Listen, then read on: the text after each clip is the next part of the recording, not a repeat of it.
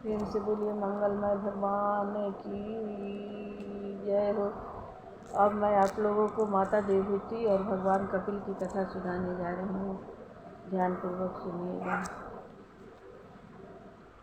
देवहूति माता कपिल किन्ने प्रश्न अनेक, भक्ति योग महिमा सुने कपिल मातु सिर टेक। प्रेम से बोलिए भगवान कपिल की जय हो। जय जय माता देवहूति की जय हो। शौनक जी बोले, हे सुजी, श्री कपिल मुनि साक्षात भगवान होने के कारण सांख्य योग का उपदेश देने के लिए ही अपनी योग माया से इस पृथ्वी पर जन्मे थे। उनकी पवित्र कीर्ति तथा आत्मज्ञान रूपी सांख्य योग का उपदेश सुनने की अति प्रबल इच्छा है। अतः आप उनकी पवित्र कीर्ति तथा माता देवहूति को दिया गया आत्मज्ञान का उपदेश हमें सुनाइए। सुजी बोले, हे शौनक जी, ऐसा ही प्रश्न विदुर जी ने भगवान मैत्रेय जी से किया था। तब मैत्रेय जी उनसे बोले। श्री मैत्रेय जी ने कहा, हे विदुर जी, श्री कर्दम जी के वन चले जाने पर श्री कपिल देव जी अपनी माता के साथ उसी बिंदुसर नामक तीर्थ में सरस्वती के तट पर रहने लगे। एक समय जब कपिल मुनि अपने नित्य कर्मों से निवृत्त होकर शांत भाव से बैठे थे, उस समय उनकी माता देवहूति को ब्रह्म जी के कहे हुए वचनों का स्मरण हो आया। तब देवहूति ने कपिल जी से कहा। देवहूति बोली, हे परमात्मा, मैं इन विषय वासनाओं की अतृप्त से अति दुखी हूँ। ये इंद्रियां किसी प्रकार भी तृप्त नहीं होती हैं, सदा विषय भोगों की लालसा बनी रहती है तथा अज्ञान रूपी सागर में डूबकर मुझे पाप की ओर ले जा रही हैं। मेरे लिए यह बड़े सौभाग्य की बात है कि स्वयं प्रकाश ज्ञान के सागर भगवान ने मेरे उदर में जन्म लिया है। आप सर्वशक्तिमान हैं व अज्ञान अंधकार को नष्ट करने में समर्थ हैं। मेरी इच्छा है कि आप मुझे प्रकृति और पुरुष का ज्ञान प्राप्त कराइए। मैं आपकी शरण में हूँ। आपका अवतार भगवत ज्ञान प्रदान करने के लिए ही हुआ है। अतः आप मुझ दुर्बुद्धिनी अबला स्त्री जाति को वह तत्व ज्ञान प्रदान कीजिए। माता के गुण वचनों को सुनकर भगवान कपिल देव जी मन ही मन अति प्रसन्न होकर मुस्कुराए और बोले, हे माता, मनुष्य मात्र के कल्याण के लिए केवल अध्यात्म योग है। इसी अध्यात्म योग साधन से मनुष्य का कल्याण हो जाता है और वह संसारिक दुख सुख से रहित होकर बंधन मुक्त हो जाता है। हे माता, उसी योग साधन को मैंने पूर्व काल में नारद आदि मुनियों से कहा था, उसे ही तुम्हारे सामने वर्णन करता हूँ। हे माता, संपूर्ण इंद्रियों का स्वामी यह मन है। हे माता, संपूर्ण इंद्रियों का स्वामी यह मन है। यह मन ही जीव को बंधन तथा मोक्ष की ओर ले जाता है। विषयों में मन की आसक्ति होने पर जीव को बंधन प्राप्त कराता है तथा परमात्मा में इस मन की आसक्ति होने पर जीव को मोक्ष प्राप्त कराता है। जिस समय यह मन अपनेपन तथा मैं मेरेपन से अलग होकर काम आदि दोषों से मुक्त हो जाता है, उस समय वह शुद्ध सात्विकी अवस्था को प्राप्त कर लेता है। तब उस काल यह जीव भगवत भक्ति में लीन होकर ज्ञान तथा वैराग्य के द्वारा अपने को प्रकृति से परे स्वयं प्रकाश अखंड आत्मा रूप सुख दुख आदि से मुक्त समभाव में अनुभव करता है और प्रकृति को नश्वान देखता है। ज्ञानी पुरुष आसक्ति को ही आत्मा का बंधन कहते हैं, किंतु यदि वही आसक्ति भगवत जनों में होती है तो वह मोक्ष का कारण बन जाती है। हे माता, जो प्राणी समत्व भाव से सबको एक सा अनुभव करते हैं, शांत तथा सीधे स्वभाव से रहते हैं, जो किसी से शत्रुता अथवा मित्रता नहीं करते हैं, सदा मेरे में लीन रहकर सर्वस्व त्याग कर मेरे अर्पित कर देते हैं, मेरी पवित्र कीर्ति तथा कथा तथा यश गायन को स्वयं करते हैं, दूसरों से कहते हैं, उन्हें संसार जनित ताप कभी कष्ट नहीं दे सकती है।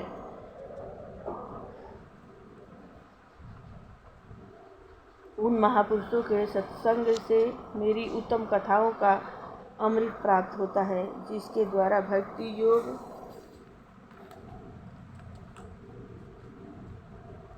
की उपलब्धियाँ होती हैं, वह भक्त शीघ्र ही विषयों को त्याग कर ज्ञान वैराग्य से तथा मेरी भक्ति के द्वारा मुझे इसी शरीर जन्म में प्राप्त कर लेता है। देवहूति बोली, हे ब्राह्मण, आपकी उत्तम भक्ति का क्या रूप है तथा मुझ जैसी अबला नारी के योग्य कैसी भक्ति उचित है? आपकी प्राप्ति कराने वाला योग क्या है? उसकी विधि किस प्रकार है? हे विश्वात्मा, आप मुझे अति सुगम मार्ग बताइए जिसके अनुसरण से मेरा उद्धार हो सके। मैत्रेय जी बोले, हे विदुर जी, अपनी जन्मदाता माता देवहूति का गूढ़ तथा सार युक्त अभिप्राय समझकर श्री कपिल देव जी प्रसन्न होकर प्रकृति तथा पुरुष तत्व को विस्तार पूर्वक समझाने के लिए सांख्य शास्त्र का वर्णन करने लगे। जय हे प्रभु। श्री कपिल देव जी बोले, हे माता, संपूर्ण इंद्रियों द्वारा तथा मन से भगवान के प्रति स्वाभाविक आसक्ति का होना ही उनकी परम भक्ति है। वह भक्ति मुक्ति से अधिक बढ़कर है। उस भक्ति के द्वारा संपूर्ण कर्म दावा नल के द्वारा जलाए हुए वन की भांति भस्म हो जाते हैं। मेरे भक्त मेरे अतिरिक्त मोक्ष प्राप्ति की भी इच्छा नहीं करते। मोक्ष तो उन्हें स्वतः अन्यास ही प्राप्त हो जाते हैं। वे केवल मेरे दिव्य स्वरूप की झांकी प्राप्त करते रहते हैं तथा मेरे मंद हास्य मधुर चितवन हास्य विलास के इच्छुक रहते हैं। उन्हें अष्ट सिद्धि तथा दिव्य ऐश्वर्य के प्राप्त की भी इच्छा नहीं होती है, किंतु मेरे वैकुंठ धाम में पहुँचने पर उन्हें वे संपूर्ण सिद्धियाँ तथा दिव्य ऐश्वर्य स्वतः उपलब्ध हो जाते हैं। जिन भक्तों का केवल एकमात्र मैं ही आश्रय हूँ, उन्हें दिव्य भोगों की प्राप्ति होती है तथा मृत्यु भी उन्हें नहीं मार सकती। वे काल रूपी भवसागर से पार हो जाते हैं। मैं परमात्मा हूँ, प्रभु हूँ, संपूर्ण भूतों का स्वामी हूँ। केवल मेरे आश्रय में आने पर ही इस महाप्रलय काल के मृत्यु भय से प्राणी छूट सकता है। ये संपूर्ण तत्व सूर्य वायु जल आदि मेरी प्रेरणा से ही कार्य करते हैं तथा मृत्यु अपना कार्य करती हैं। योगी जन मेरे चरणों का आश्रय लेकर निर्भय रहते हैं। हे माता, कल्याण का मुख्य मार्ग यही है कि मनुष्य सब ओर से अपनी इंद्रियों को बस में करके कठिन भक्ति योग द्वारा मेरे में अपने चित्त को लगाकर मुझ में स्थिर कर दें। 26वां अध्याय महत्ववादि वर्णन कियो कपिल देव हर्षाय। देवहूति सुनने लगी, प्रभु में चित्त लगाय। भगवान कपिल देव जी बोले, माता, मैं तुम्हें महत्व आदि के प्रकृति के संपूर्ण तत्वों की उत्पत्ति, लक्षण तथा गुणों का वर्णन कराता हूँ। इन तत्वों के ज्ञान से मनुष्य प्रकृति के गुणों से परे हो जाता है। जीव के मोक्ष का केवल एकमात्र साधन आत्मदर्शन का ज्ञान प्राप्त कर लेना है। मोक्ष का केवल एकमात्र साधन आत्मदर्शन का ज्ञान प्राप्त कर लेना है। मैं तुम्हारे सन्मुख उसी ज्ञान को कहता हूँ जिसके अंतर्गत यह सारा विश्व समाया हुआ है तथा जिसकी सत्ता से यह सारा जगत प्रकाशमान है। उसी को ज्ञानी जन आत्मा एवं पुरुष कहते हैं। यह पुरुष अनादि निर्गुण प्रकृति से परे है, अतः अंतःकरण में व्याप्त स्वयं प्रकाश तथा सर्वव्यापी है। उस पुरुष को जिसे आत्मा तथा जीवात्मा भी कहते हैं, त्रिगुणमयी वैष्णवी माया को स्वयं स्वीकार कर रखा है। प्रकृति को गुणों के अनुसार भिन्न भिन्न प्रकार की सृष्टि रचते हुए देखकर उस पुरुष ने अपनी ज्ञान शक्ति को उसके आवरण में खो दिया है तथा उसी में मोहित होकर अपने सर्वस्वरूप को भूल गया है। वह पुरुष आत्मा प्रकृति के गुणों में लीन होकर अपने पन को स्वीकार करके अपने को सब का कर्ता मान बैठा है। इस कर्तापन के अभिमान से वह अकर्ता स्वतंत्र साक्षी तथा सच्चिदानंद पुरुष आत्मा परतंत्र तथा भोगों के विषय में फंसकर कर्म बंधन युक्त हो जाता है तथा जन्म मृत्यु के चक्कर में फंस जाता है।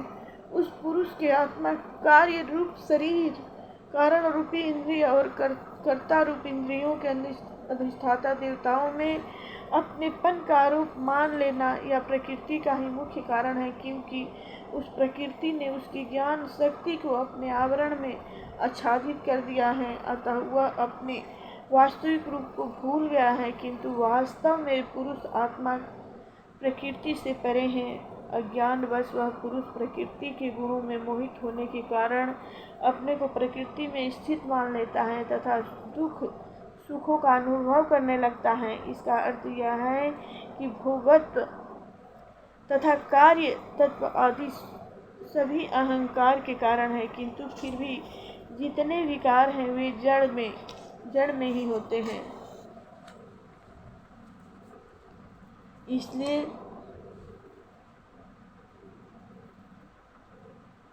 कातर तत्व आदि में जड़ की ही प्रधान रहती हैं और भोग तत्व चेतन में ही आरोपित होता है, इसलिए उसकी प्रधानता चेतन में रहती है। देवहूति बोली, हे ब्राह्मण, इस स्थूल तथा सूक्ष्म जगत को उत्पन्न करने वाले प्रकृति तथा पुरुष आत्मा के क्या लक्षण हैं,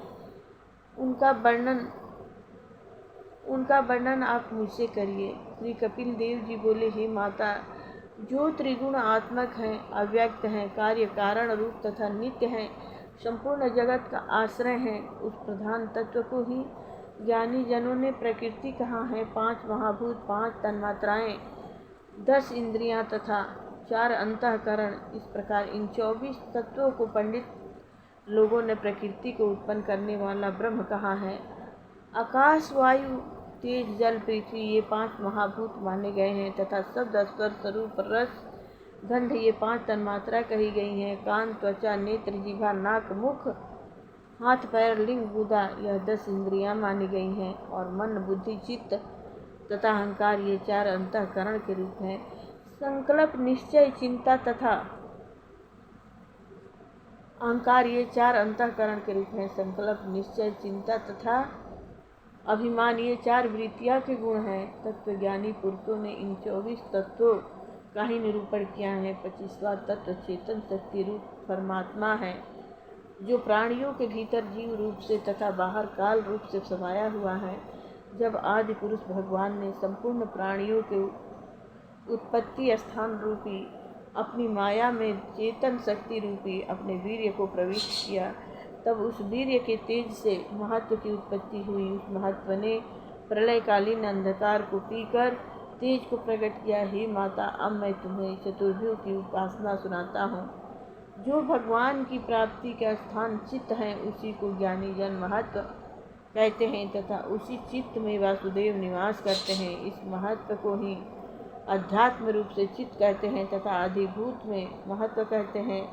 इस चित्त के अधिष्ठाता देवता भगवान वासुदेव हैं, जिन्हें क्षेत्रज्ञ भी कहते हैं। अहंकार के देवता रुद्र हैं तथा उपास्य देव संकर्षण है। बुद्धि के देवता ब्रह्म हैं तथा उपास्य देव प्रद्युम्न हैं। मन के देवता चंद्रमा और उसके उपास्य देव अनिरुद्ध हैं। चित्त का लक्षण स्वाभाविक अवस्था में स्वच्छ विकार रहित तथा शांतिमय होता है। जिस प्रकार फेन तथा तरंग आदि रहित स्वच्छ जल होता है, तत्पश्चात भगवान के वीर्य रूपी चित्त शक्ति से महत्व उत्पन्न हुआ तथा महत्व के विकृत होने पर अहंकार की उत्पत्ति हुई। वह अहंकार 3 प्रकार का है, एक वैकारिक, दूसरा तेजस तथा तीसरा तामस। वैकारिक अहंकार से मन, तेजस अहंकार से इंद्रिया और तामस अहंकार से 5 महाभूतों की उत्पत्ति हुई। इस क्रिया शक्ति प्रधान अहंकार को ही ज्ञानी जन संकर्षण, अत्रि, सहस्र शीर्ष, अनंत देव कहते हैं।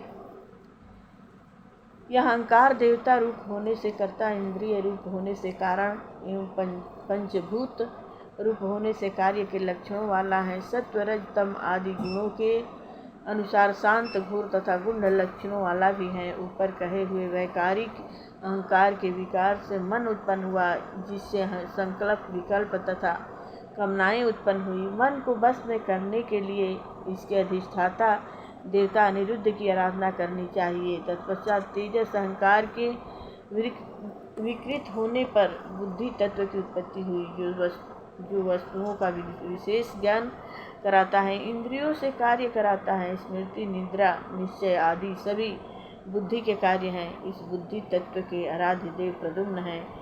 इंद्रियों के कर्म तथा ज्ञान के अनुसार 2 भेद हैं, 5 ज्ञान इंद्रियां तथा 5 कर्म इंद्रियां हैं। परमात्मा की चेतन शक्ति से प्रेरित होकर तामस अहंकार में विकार उत्पन्न हुआ और उससे शब्द तन्मात्रा उत्पन्न हुई।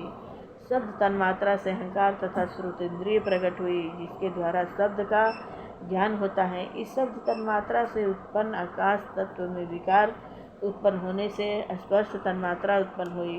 उस स्पर्श का ज्ञान कराने वाली त्वचा प्रकट हुई। स्पर्श तन्मात्रा तथा वायु में विकार उत्पन्न होने पर रूप तन्मात्रा तथा तेज उत्पन्न हुआ। उनसे उनका ज्ञान कराने वाले नेत्र उत्पन्न हुए। तत्पश्चात रूप तन्मात्रा और तेज में विकार उत्पन्न होने पर रस तन्मात्रा तथा उससे जल और रस का ज्ञान कराने वाली जिह्वा उत्पन्न हुई। इसके पश्चात जल में विकार उत्पन्न होने पर गंध तन्मात्रा उत्पन्न हुई। उससे पृथ्वी तथा गंध का ज्ञान कराने वाली घ्राणेन्द्रिया उत्पन्न हुई। गंध अनेक प्रकार के पदार्थों के मिलने से सुगंध दुर्गंध आदि की हो ही जाती हैं। प्रत्येक तत्व में उसके गुण तथा उसके उत्पन्न करने वाले आदि तत्व के गुण मिले रहते हैं। इस तरह पृथ्वी तत्व में उसके पूर्वज आकाश, वायु, जल, तेज आदि के गुण शब्द, स्पर्श, रूप, रस तथा गंध विद्यमान रहते हैं। जब यह 24 तत्व सृष्टि रचने में असमर्थ रहे, तब काल भगवान ने उसमें प्रवेश करके उन तत्वों में चेतन शक्ति उत्पन्न करके उन्हें परस्पर मिला दिया। उन तत्वों के परस्पर मिलने से क्षोभ उत्पन्न हुआ तथा उस क्षोभ से एक अंडे की उत्पत्ति हुई। उस अंडे से ही विराट भगवान की उत्पत्ति पंडित जनों ने कही है। वह अन्न, जल, अग्नि, वायु, आकाश, अहंकार, महत्व से घिरा हुआ था। इन सब के ऊपर प्रकृति का 7वां आवरण था। उस तीजमान अंडे से उत्पन्न विराट भगवान के प्रथम मुख उत्पन्न हुआ। उससे बोलने की शक्ति तथा अग्नि उत्पन्न हुई। तत्पश्चात नासिका छिद्र उत्पन्न हुआ। उससे घ्राणेन्द्रिया तथा वायु उत्पन्न हुई। इसके पश्चात नेत्र उत्पन्न हुए, जिससे नेत्रेंद्रिय तथा उसके स्वामी सूर्य प्रकट हुए। तत्पश्चात कान उत्पन्न हुए तथा श्रोतेंद्रिय और उनके देवता उत्पन्न हुए। तत्पश्चात विराट भगवान के त्वचा प्रकट हुई। उसके ऊपर रोम, मूछ, दाढ़ी तथा बाल उत्पन्न हुए। त्वचा से औषधियाँ उत्पन्न हुई। तत्पश्चात लिंग और वीर्य तथा इनका देवता वरुण उत्पन्न हुआ। तत्पश्चात हाथ उत्पन्न हुए, उनका देवता इंद्र प्रकट हुआ। तत्पश्चात चरण तथा उसके देवता विष्णु प्रकट हुए। तदंतर नारियाँ तथा रुधिर उत्पन्न हुआ, उनसे सरिताएँ उत्पन्न हुई। तत्पश्चात उदर प्रकट हुआ, उससे बड़े बड़े महासागरों की उत्पत्ति हुई। इसके पश्चात मन तथा हृदय प्रकट हुआ, जिसका देवता चंद्रमा उत्पन्न हुआ। तत्पश्चात बुद्धि तथा उसका देवता ब्रह्म उत्पन्न हुआ। फिर अहंकार तथा उसका देवता रुद्र प्रकट हुआ। सबसे अंत में चित्त तथा उसका देवता क्षेत्रज्ञ उत्पन्न हुआ। हे माता, इन सब देवताओं में क्षेत्रज्ञ देवता मुख्य हैं, क्योंकि विराट पुरुष में चेतन शक्ति उत्पन्न करके उसे उठाने वाला क्षेत्रज्ञ ही है। जब विराट पुरुष में उपरोक्त देवताओं की उत्पत्ति हो गई और वे अपने अपने स्थानों में प्रवेश करने लगे, किंतु विराट पुरुष में चेतन शक्ति नहीं आई, तब चित्त में क्षेत्रज्ञ ने प्रविष्ट होकर विराट पुरुष को जल में खड़ा कर दिया। क्षेत्रज्ञ के प्रविष्ट होते ही विराट पुरुष तत्काल खड़ा हो गया।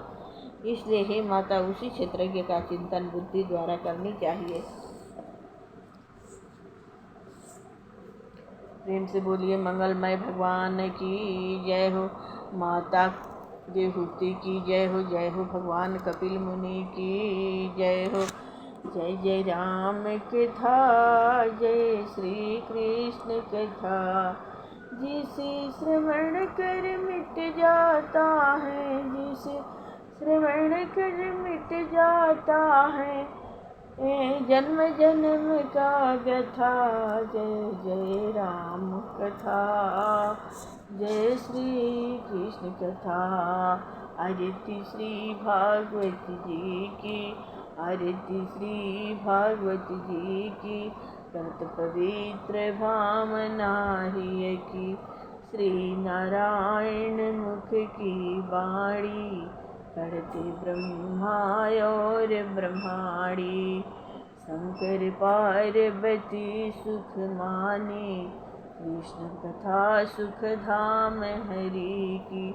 आरती श्री भागवत जी की। करत पवित्र भावना ही की। संकादिक शेष बखानी। नारद मुनि परम सुख मानी। व्यास मुनि सर्वोपर जानी। लिखि पुराण तिलक की टेकी। आरती श्री भागवत जी की। करत पवित्र भावना ही की। संकादिक शेष बखानी। नारद मुनि परम सुख मानी। व्यास मुनि सर्वोपर जानी। लिखि पुराण तिलक की टेकी। श्री सुखदेव व्यास ते सुन के। कही परीक्षित नृप से गुन के। गंगा तट संतन को चुन के। ज्ञान वैराग्य भगति अति की। आरती श्री भागवत जी की। कहत पवित्र भावना है की। प्रेम से बोलिए मंगलमय भगवान की जय हो। जय जय मायापति की जय। सर्वदेव सर्वदेवी वेद ग्रंथ की।